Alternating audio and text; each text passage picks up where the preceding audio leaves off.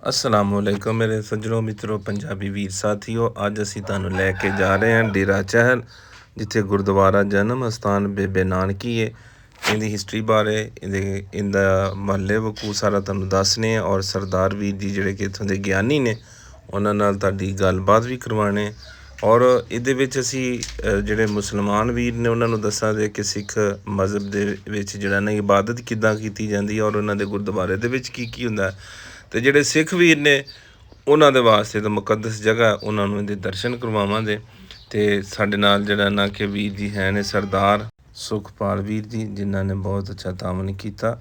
ਆਰਾਮ ਕਰ ਰਹੇ ਸਨ, ਸੁੱਤੇ ਹੋਏ ਸੀ, ਅਸੀਂ ਉਹਨਾਂ ਨੂੰ ਡਿਸਟਰਬ ਕੀਤਾ। ਅਤੇ ਪੁਰਾਣਾ ਗੁਰਦੁਆਰਾ ਜਿਹੜਾ ਸੰਨ 47 ਤੋਂ ਪਹਿਲੇ ਦਾ ਅਤੇ ਬੜਾ ਤਾਰੀਖੀ ਹੈ। ਮਹਾਰਾਜਾ ਰਣਜੀਤ ਸਿੰਘ ਨੇ ਜਿਹੜਾ ਨਾ ਕਿ ਇਸ ਗੁਰਦੁਆਰੇ ਨੂੰ 300 ਮਰਬਾ ਅਲਾਟਮੈਂਟ ਵੀ ਕੀਤੀ ਸੀ, ਜਿਹੜਾ ਕਿ ਸਰਕਾਰੀ ਕਾਗਜ਼ਾਂ ਦੇ ਵਿੱਚ ਹੈ ਨੇ।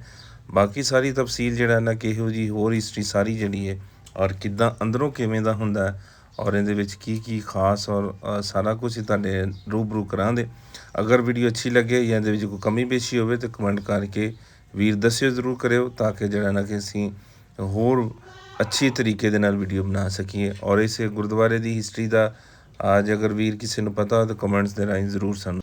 ਇਹ ਗੁਰਦੁਆਰਾ ਜੀ ਪਿੰਡ ਡੇਰਾ ਚਹਿਲ ਦੇ ਵਿੱਚ ਮੌਜੂਦ ਹੈ ਅਤੇ ਬੇਬੇ ਨਾਨਕੀ ਗੁਰਦੁਆਰਾ ਜਨਮ ਅਸਥਾਨ ਜਿਹੜਾ ਨਾ ਕਿ ਇਸ ਨਾਮ ਤੋਂ ਇਹ ਗੁਰਦੁਆਰਾ ਬਣਿਆ ਅਤੇ ਬੜਾ ਇਤਿਹਾਸਕ ਅਤੇ ਬੜਾ ਪੁਰਾਣਾ ਅਤੇ ਬੜਾ ਤਾਰੀਖੀ ਹੈ। ਇਹਦੇ ਨਾਲ ਜਿਹੜਾ ਨਾ ਕਿ ਬਹੁਤ ਸਾਰੇ ਤਾਰੀਖ ਦੇ ਜਿਹੜਾ ਨਾ ਕਿ ਪੰਨੇ ਜੁੜੇ ਹੋਏ। ਜਿਸ ਤਰ੍ਹਾਂ ਅੱਗੇ ਕਿਹਾ ਕਿ ਇਹਨੂੰ 300 ਮਰਬਾ ਪਹਿਲੀ ਅਲਾਟ ਕੀਤੀ ਸੀ ਮਹਾਰਾਜਾ ਰਣਜੀਤ ਸਿੰਘ ਨੇ। ਅਤੇ ਆ ਜੋ ਇਹਦੀ ਸਾਰੀ ਗੱਲਬਾਤ ਸਰਦਾਰ ਵੀਰ ਨਾਲ ਕਰਨੇ ਜਿਹੜੇ ਕਿ ਇੱਥੋਂ ਦੇ ਗਿਆਨੀ ਨੇ।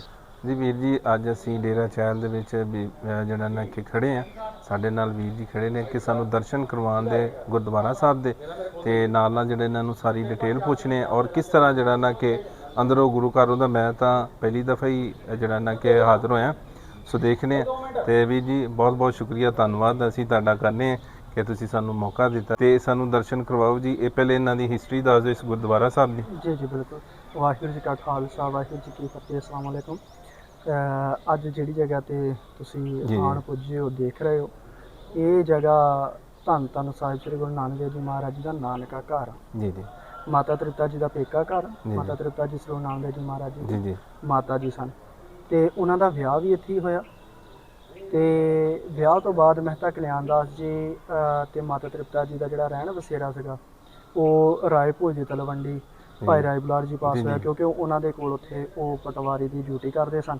ਅਤੇ ਜਦੋਂ ਪਹਿਲੀ ਸੰਤਾਨ ਦਾ ਸਮਾਂ, ਪਹਿਲੇ ਬੱਚੇ ਦਾ ਵੇਲਾ ਆਇਆ, ਅਤੇ ਜ਼ਿਆਦਾਤਰ ਤੁਹਾਨੂੰ ਪਤਾ ਹੋਣਾ ਕਿ ਸਾਡੇ ਪੰਜਾਬੀਆਂ ਦੀ ਰੀਤ ਸੀ ਕਿ ਪਹਿਲਾ ਬੱਚਾ ਜਿਹੜਾ ਨਾਨਕੇ ਜਨਮ ਲੈਂਦਾ। ਸੋ ਇਸ ਕਰਕੇ ਮਾਤਾ ਤ੍ਰਿਪਤਾ ਜੀ ਆਪਣੇ ਪੇਕੇ ਘਰ ਆ ਗਏ।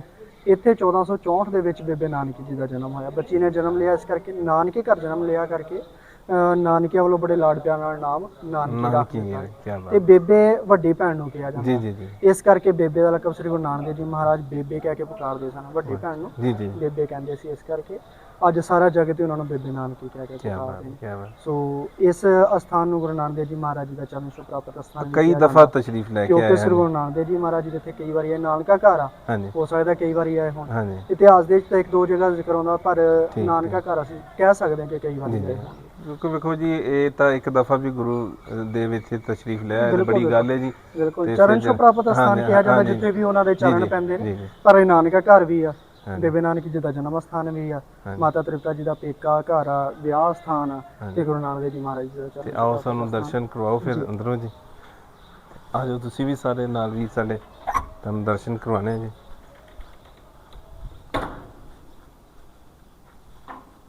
ਅੱਛਾ ਜੀ, ਇਹ ਜੀ ਪ੍ਰਕਾਸ਼ ਦੀ ਜਗ੍ਹਾ ਹੁੰਦੀ ਜੀ? ਇਹ ਪ੍ਰਕਾਸ਼ ਅਸਥਾਨ, ਹਾਂਜੀ, ਜਿੱਥੇ ਸਾਡੀ ਸਵੇਰ ਨੂੰ ਜਿਹੜੀ ਇਬਾਦਤ ਆ ਸ਼ੁਰੂ ਹੁੰਦੀ, ਅਸੀਂ ਕਹਿੰਦੇ ਪ੍ਰਕਾਸ਼ ਕਰਨਾ ਸਵੇਰ ਨੂੰ, ਅੰਮ੍ਰਿਤ ਵੇਲਾ। ਠੀਕ ਹੋ ਗਿਆ। ਅੰਮ੍ਰਿਤ ਵੇਲੇ ਪ੍ਰਕਾਸ਼ ਕੀਤਾ ਜਾਂਦਾ 3:30-4 ਵਜੇ ਦੇ ਦਰਮਿਆਨ ਦੇ 3:30 ਜਾਂ 4 ਇਬਾਦਤ ਜਿਹੜੀ ਸ਼ੁਰੂ ਹੁੰਦੀ ਹੈ। ਜਿਸ ਤਰ੍ਹਾਂ ਸਾਡੇ ਮਤਲਬ ਮੁਸਲਮਾਨਾਂ ਦੀ ਤਈਅਤ ਦਾ ਟਾਈਮ ਆ ਜਾਂਦਾ ਬਈ, ਇਹ ਜਿਹੜਾ ਨਾ ਕਿ ਪਾਥੀ ਵੇਲੇ ਕਹਿ ਲਓ ਜਾਂ ਸਰਗੀ ਟਾਈਮ ਕਰ ਲਓ। ਹਾਂਜੀ, ਸਰਗੀ ਟਾਈਮ ਕਹਿ ਲਓ, ਸਾਡੇ ਅੰਮ੍ਰਿਤ ਵੇਲਾ ਕਿਹਾ ਜਾਂਦਾ। ਠੀਕ ਹੋ, ਔਰ ਇਹਦੇ ਵਿੱਚ ਤੁਸੀਂ ਡਿਊਟੀ ਕਰ ਰਹੇ ਹੋ। ਹਾਂਜੀ।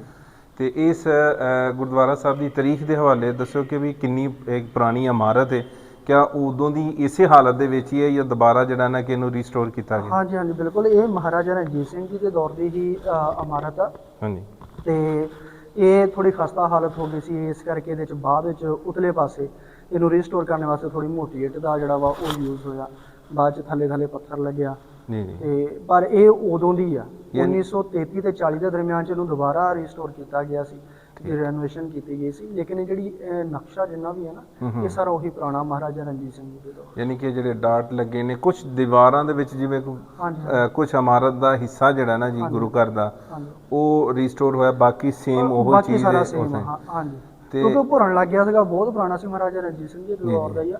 ਉਹਦੇ ਤੇ ਫਿਰ ਬਾਅਦ ਚ ਮੋਟੀ ਇੱਟ ਲੱਗੀ ਸੀ। ਉਹ ਪੁਰਾਣੀਆਂ ਜਿੰਨੀਆਂ ਵੀ ਇਮਾਰਤਾਂ ਵਾ ਤੁਸੀਂ ਦੇਖੋਗੇ, ਕਿਲਿਆਂ ਦੀਆਂ ਹੋ ਗਈਆਂ, ਪੁਰਾਣੇ ਦਰਬਾਰਾਂ ਦੀਆਂ ਹੋ ਗਈਆਂ, ਗਿਰਜਾ ਘਰ ਦੀਆਂ ਹੋ ਗਈਆਂ, ਮੰਦਿਰਾਂ ਦੀਆਂ, ਮਸਜਿਦਾਂ ਦੀਆਂ ਜਿਹੜੀਆਂ ਪੁਰਾਣੀਆਂ ਵਾ, ਤੇ ਜਾਂ ਗੁਰੂ ਘਰ ਨੇ, ਇਹ ਸਾਰੇ ਨਾਨਕਸ਼ਾਹੀ ਇੱਟ ਦੇ ਬਣੇ। ਬਿਲਕੁਲ ਛੋਟੀ ਜਿਹੜੀ ਇੱਟ ਦਾ ਛੋਟੀ ਇੱਟ ਨੂੰ ਨਾਨਕਸ਼ਾਹੀ ਇੱਟ ਕਿਹਾ ਜਾਂਦਾ। ਔਰ ਉਹਦੇ ਨਾਲ ਉਮਰ ਦਾ ਵੀ ਪਤਾ ਚੱਲਦਾ ਕਿ ਕਿੰਨੀ ਪੁਰਾਣੀ ਹੈ। ਹਾਂਜੀ, ਕਿੰਨੀ ਪੁਰਾਣੀ।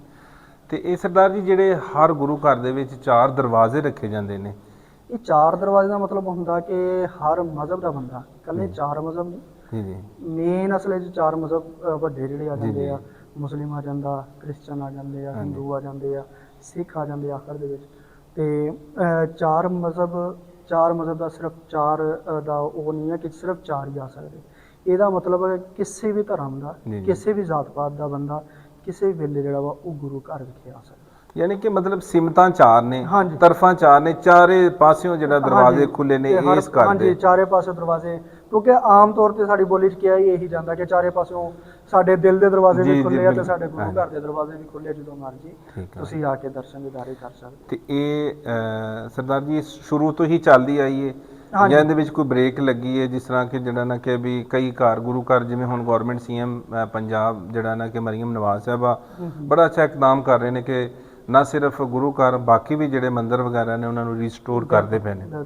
ਤੇ ਇਹ ਲਗਾਤਾਰ ਜਦੋਂ ਦੇ ਬਣਿਆ ਗੁਰੂ ਘਰ, ਇਹ ਉਦੋਂ ਦਾ ਹੀ ਜਿਹੜਾ ਨਾ ਕਿ ਇਬਾਦਤ ਵਾਸਤੇ ਖੁੱਲਾ ਜਾਂ ਕਿਤੇ? ਨਹੀਂ, ਵਿੱਚ ਦੇਖੋ ਜਦੋਂ 1947 ਸੀ, ਉਹਦੇ ਵਿੱਚ ਕਈ ਗੁਰੂ ਘਰ ਨੇ ਜਿਹੜੇ ਥੋੜੀ ਦੇਰ ਲਈ ਬੰਦ ਹੋਏ ਸੀਗੇ। ਕੋਈ ਜ਼ਿਆਦਾ ਅਰਸੇ ਬੰਦ ਰਹੇ ਨੇ, ਜਿਹੜੇ ਜ਼ਿਆਦਾ ਅਰਸੇ ਬੰਦ ਰਹੇ ਨੇ ਉਹ ਹੁਣ ਖੁੱਲਦੇ ਪਏ ਨੇ। ਕੁਝ ਜਿਹੜੇ 2000 ਦੇ ਵਿੱਚ ਖੁੱਲ ਗਏ, ਕੁਝ 5 ਦੇ ਵਿੱਚ ਖੁੱਲੇ, ਕੁਝ 10 ਦੇ ਵਿੱਚ ਖੁੱਲੇ, ਤੇ ਉਹ ਹੌਲੀ ਹੌਲੀ ਫਿਰ ਕਈ ਗੁਰੂ ਘਰ ਜਿਹੜੇ ਉਹ ਬੰਦ ਸੀਗੇ। ਉਹਨਾਂ 'ਚ ਇਹ ਵੀ ਸੀ। ਅੱਛਾ, ਹਾਂ, ਇਹ ਵੀ ਸੀ। ਇਹ ਵੀ ਬਾਅਦ ਵਿੱਚ ਜਿਹੜਾ ਵਾ ਉਹ ਖੁੱਲਿਆ। ਤਕਰੀਬਨ ਲਾ ਲਓ ਤੁਸੀਂ 90-95 ਦੇ ਵਿੱਚ ਲਾ ਲਓ, ਜਾਂ 2000 ਪੂਰੇ ਦੇ ਵਿੱਚ, ਇਹਦੇ ਨੇੜੇ ਤੇੜੇ ਜਿਹੜਾ ਗੁਰੂ ਘਰ ਖੁੱਲਿਆ। ਅੱਛਾ, ਜਦੋਂ ਬੰਦਾ ਆਮ ਆਉਂਦਾ ਹੈ, ਕੋਈ ਜਿਹੜਾ ਸਿੱਖ ਵੀਰ ਆਉਂਦਾ, ਤੇ ਉਹਦੇ ਸਭ ਤੋਂ ਪਹਿਲੇ ਜਿਹੜਾ ਇਬਾਦਤ ਕਰਨ ਦਾ ਤਰੀਕਾ ਕੀ ਹੁੰਦਾ? ਉਹਦੇ ਵਿੱਚ ਮੇਨ ਜਿਹੜਾ ਨਾ ਕਿ ਉਹਨੂੰ ਕੀ ਜ਼ਰੂਰਤ ਹੁੰਦੀ ਹੈ, ਕਹਿ ਲਓ ਕਿ ਉਹਦੇ 'ਤੇ ਪਾਬੰਦੀ ਕੀ ਹੁੰਦੀ ਹੈ? ਜਿਸ ਤਰ੍ਹਾਂ ਕਿ ਸਿਰ ਢਾਪਣਾ ਹੈ, ਜਿਸ ਤਰ੍ਹਾਂ ਕਿ ਜਿਹੜਾ ਨਾ ਕਿ ਦੇਖੋ, ਜਿਹੜਾ ਸਾਡਾ ਆਪਣਾ ਸਿੱਖ ਬਰਾਦਰੀ ਦੇ ਲੋਕ ਨੇ, ਸਿੰਘ ਲੋਕ ਨੇ, ਉਹਨਾਂ ਨੂੰ ਤੇ ਚੀਜ਼ਾਂ ਦੀ ਲੋੜ ਨਹੀਂ ਪੈਂਦੀ ਜੀ।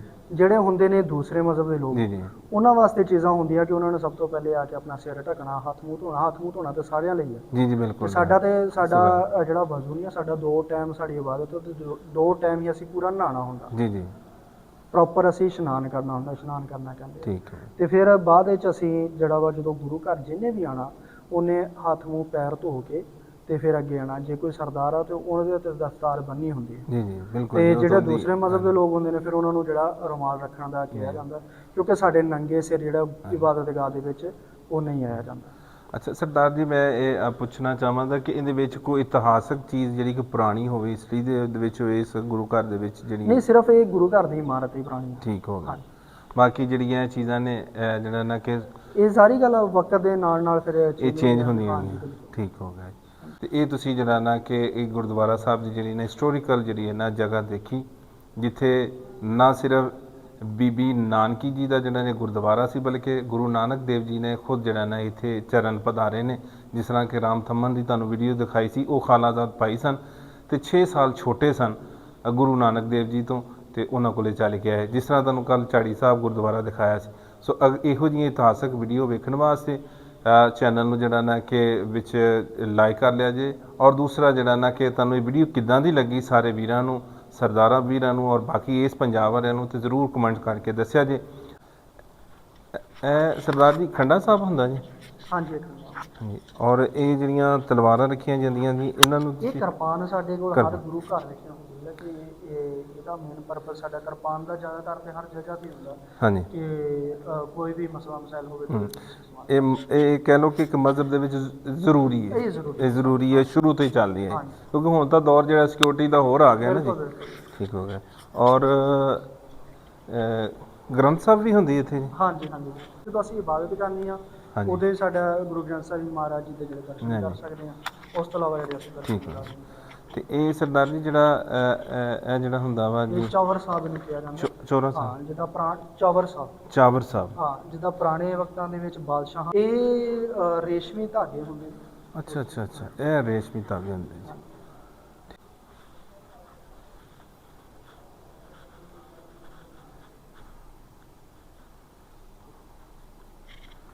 ਅੱਛਾ, ਇਹ ਸਰਦਾਰ ਜੀ ਜਦੋਂ ਮਤਲਬ ਕਿ